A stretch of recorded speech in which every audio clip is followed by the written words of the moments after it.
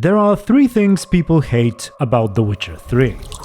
Triss, Yennefer, and the culmination of the Radovid assassination questline. And since over the years I've discussed Triss and Yennefer quite extensively, I shall now go over the Radovid quests to try and determine whether they truly deserve the harsh opinions of so many players. How did she? Well, they do. Why? In fact, I'll go as far as to suggest that the issues with the whole quest chain run deeper and are more numerous than most people account for. Usually, whenever someone complains about it, it is in relation to the very ending, where Dijkstra turns on Roche and company and you have to pick a side, which absolutely is one of those choices that leave a sour taste. What's that?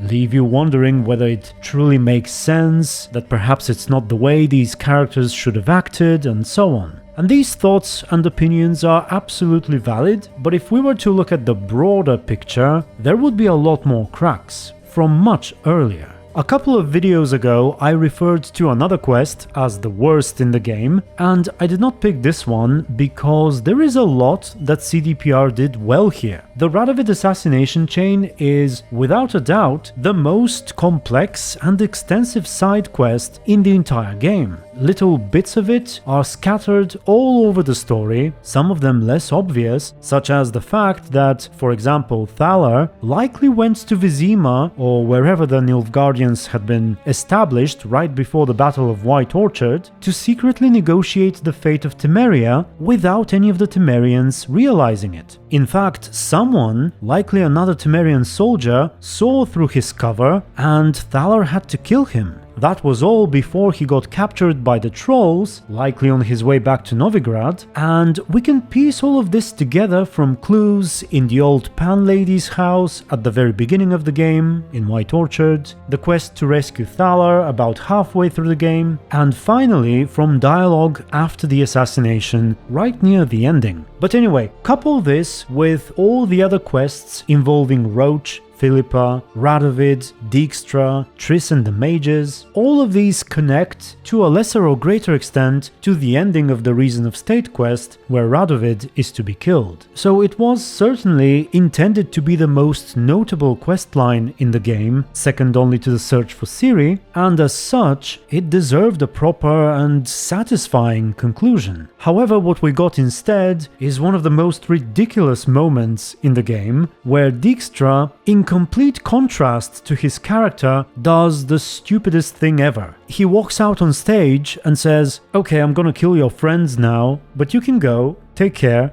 Geralt, this doesn't concern you. You may go. Fare thee well on your path, or whatnot. I don't even know where to start with this one. Keep in mind, first and foremost, that Geralt's job here is done. Everybody's waiting for him to fight the Wild Hunt at this point, and he is actually leaving as we speak. So if Dijkstra had only waited 10 minutes, he would not have had to deal with Geralt at all. Oh, hard luck. Then you'll die with them. Kill them all.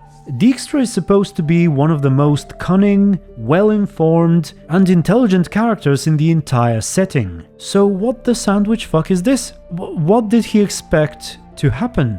Keep in mind also that he knows very well just how powerful Geralt is. He's a one-man army essentially, being known to single-handedly slaughter mercenary bands, groups of Scoia'tael warriors and whatnot. Additionally, we've got Roche and Ves on his side, both of whom are hardened fighters, and yet Dijkstra somehow hopes to kill them all with just a few thugs on his side, and this is right after it was established that Dijkstra is not much help in a fight in his current state. So I truly don't know what the devs were thinking here. The notion that Geralt will just turn and leave, choosing not to interfere, is also rather far-fetched. It's not my concern, so I should let you do what you will.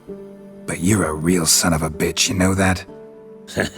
It's why I'll make an excellent Chancellor. He may have a thing for neutrality, but Roche is ultimately a good and loyal friend of Geralt's. In the events of The Witcher 2, Roche is always there for you. No matter what choices you make, even if you pick Yorveth over him, or Triss over King Foltest's daughter, Roche is still your buddy until the very end. And Dijkstra, who has shown knowledge of the events of The Witcher 2 when it comes to Geralt and Triss, should be aware of the connection between Geralt and Roche as well.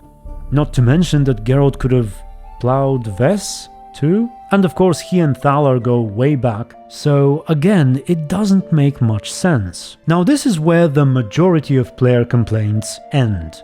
However, we can dig a little deeper, look at other aspects of the whole story, and find more issues that may even be worse. Many of these issues stem from the complete lack of continuity between The Witcher 2 and The Witcher 3. Now, I can't be too harsh on the devs here because it's clear that The Witcher trilogy was not really planned as a trilogy, at least not from any kind of overarching story perspective. The Witcher 1's plot, for example, was initially set years earlier within the Witcher books, which, by the way, I often show in my native language, Bulgarian, and whenever I do, I sometimes get the most ridiculous of comments. I'm not sure if they come from Polish people, but they go something like this. "Oh my god, these are not the Polish covers, these are actually in Russian." And I'm like, what? I'm not entirely sure, even now, but I think whoever leaves these comments assumes that I attempt to show a picture of the Polish book covers, and instead I mistakenly show the Russian covers, thinking that they are actually in Polish. I think that is what I'm being accused of, which is ridiculous, since I'm simply showing the Bulgarian covers, and I'm under no illusion that they are in Russian or Polish, or that Russian is Polish. Why would anyone think so, by the way? They look nothing alike in written form. Russian and Bulgarian do look similar, but even the most basic understanding of Russian can immediately tell you that this is not it. But anyway, where was I? Okay, so The Witcher 1 was initially set in the Witcher books. The game's files actually contain a model of Rience, who dies in the books, and even the released game has the professor in it, who also died in the books, and so CDPR ended up making him a different character, who has a similar name, appearance, and occupation as the book character, but is actually a different person. Then, The Witcher 2 had very little in terms of connections to the story of The Witcher 3 until the definitive edition came out, or the enhanced edition. If I'm not mistaken, it was only there where CDPR added extra scenes to bridge the gap, which to me indicates that they hadn't quite decided on every major story point in the third game by the time the second game came out. However, to bring this all back to the questline we're discussing, the lack of solid continuity leads to several major problems because most of the key characters, such as Roche, Philippa, and Radovid, were an important part of the previous game. In one of the possible endings of The Witcher 2, for example, Roche and Radovid can end up working together. We had Radovid on one hand in a desperate need of a united Temeria, either as his ally or preferably as his subject against Nilfgaard, and on the other hand we had the divided Temeria represented by Unnaturally, which, despite its lack of cohesion, refused to pledge fealty to the Redanian king. So Roche comes in, along with Geralt and the last surviving child of King Foltest, and brokers a kind of alliance by the proposed marriage of Anais and Radovid, and the union of the bloodlines and all that. Roche himself even dons the Redanian colors to be the young queen's mentor and guardian, I suppose, which, given his deep respect for her father, makes a lot of sense. Doesn't hurt to wear that Redanian eagle on your uniform? It's just cloth. My true colors are on my skin, I'll never change those. You're gonna serve Radovid? Temeria needs a strong, independently minded king, and I've no better candidates. Besides, I have to protect Anais. I see. So Roche, in The Witcher 2, can basically sway Temeria towards Radovid willingly. Needless to say, that entire thing has been completely erased from history. It never happened, according to the lore of The Witcher 3. In fact, does Anais even exist in The Witcher 3? Radovid is not married or engaged, and I don't think her name is ever mentioned or implied. Do tell me if it is at any point. And a similar thing can be said of Unnaturally. He has a Gwent card, but beyond that, is there anything else involving him? Perhaps he died in that battle to which Roche went after the events of the second game, according to the third game, and got crushed by Nilfgaard. How'd you wind up here? Came with the army, of course. Its remnants. When Nilfgaard crossed the Yaruga, I dropped everything, threw it all away to hell and rode for the front to fight the invader. Joined the Second Temerian army under Unnaturally. We were to stop the Black One's advance along the Dol Blathana Mount Carbon line.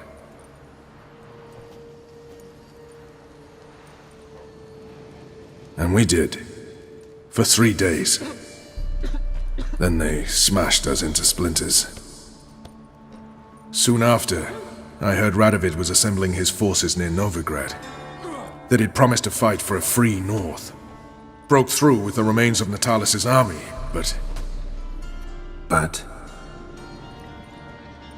Radovid proved no better than Emir. So I decided I would mount my own fight. So I'm not quite sure why Roche prefers Emir to Radovid. I mean, Radovid is insane in the third game, which he wasn't in the second. Radovid's lost his mind. Doesn't think rationally anymore. That's why. That is why he may very well choose to torture you, even if you brought me to him in chains. Another questionable change, in my opinion, probably made to help portray him as a worse choice than he actually was. Although I must say, I do enjoy the scene with the chessboard. There are some clever analogies there and some good cinematography. And it reminds me a little of a wonderful short story by Edgar Allan Poe called The Telltale Heart, I believe. There is an insane individual there who, at one point, hears the thumping sounds of a beating heart through the wooden floor. But the point is, I think Radovid could have been handled better in the third game. But he is sort of mad, so if not Radovid, then at least why not Dijkstra? Why is Roche so heavily opposed to that notion too? Dijkstra is smart, has plenty of political experience, and is rather sound mentally, not at all obsessed with witch hunts or other craziness, and he has been working with Roche and Thaler for some time. Yet it seems that Roche is so very swayed by the promises of pseudo-independence for Temeria that, in exchange for it, he is willing to basically hand over the entirety of the northern kingdoms to Nilfgaard. And keep in mind that the Temerians hate Nilfgaard. I mean, that's how the game begins. Nilfgaardians slaughtering Temerians, taking their lands and whatnot. And the very first things we see show just how upset the locals are by that fact. Yet, again, Roche is arguably working behind their backs to ensure that they end up permanently dependent on Nilfgaard. And now that I mentioned handing over the north to Emir, we are also told that from the beginning, Dijkstra has been involved and consulted with when it comes to these secret negotiations with Nilfgaard. Tomorrow at noon, the commander of Army Group Center will sign a truce in Emir's name.